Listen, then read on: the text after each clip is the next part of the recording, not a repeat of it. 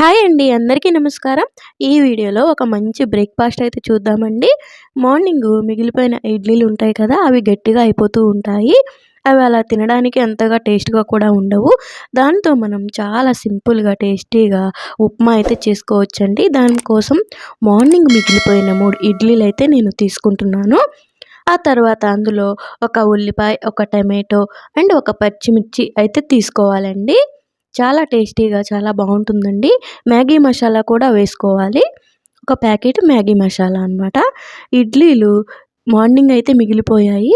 ఈ ఇడ్లీలండి ఒక 3 అయితే ఉన్నాయి. ఆ ఇడ్లీలతో ఇప్పుడు నేను చేసి చూపిస్తాను. చాలా సింపుల్‌గా చాలా బావుంటుంది. అందరూ ఇష్టంగా తింటారండి. ఫస్ట్ మనం ఉల్లిపాయలు అండ్ టమాటా అండ్ ఒక క్యారెట్ కూడా తీసుకొని కట్ చేసేసుకొని మొత్తం రెడీగా అయితే పెట్టుకోవాలండి దానికోసం. ఇట్లాగా నేను వీడియోలో చూపించినట్టుగా ఉల్లిపాయలు కట్ చేసుకోండి చిన్న చిన్నగా. ఎక్కువ పెద్దగా కట్ చేసినా అంతగా టేస్ట్ రాదండి. అందుకని తర్వాత ఒక టమాటో తీసుకొని అది కూడా కట్ చేసేసుకోవాలి. చిన్న చిన్న ముక్కలుగా కట్ చేసుకోవాలి.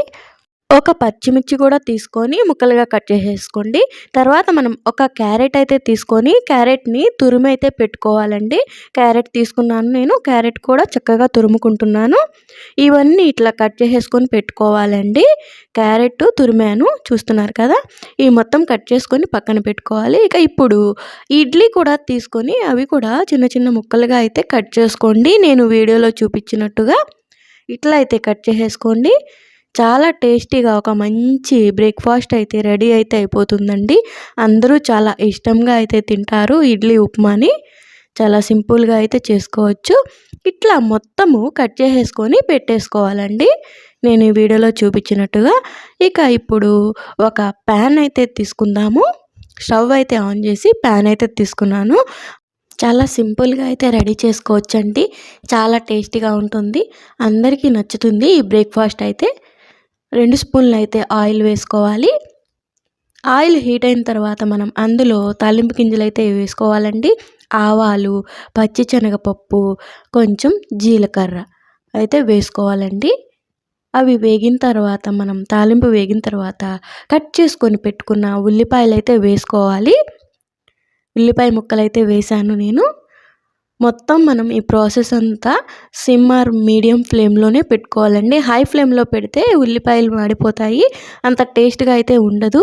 అందుకనే మనం సిమ్‌లోనే ఇట్లా పెట్టుకొని ఉల్లిపాయలు కూడా ఇట్లా నిదానంగా వేగించుకోవాలండి. అప్పుడే చాలా టేస్టీగా అయితే ఉంటుంది. మొత్తం వీడియో ఎండింగ్ వరకు చూడండి ఫ్రెండ్స్. నేను ఇప్పుడు మ్యూజిక్ అయితే యాడ్ చేస్తాను.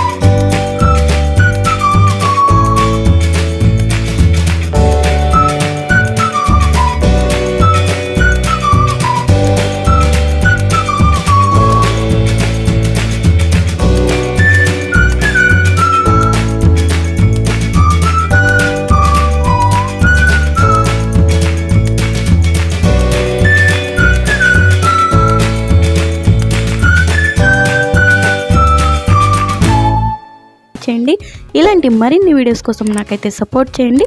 Thank you for watching friends. Bye bye.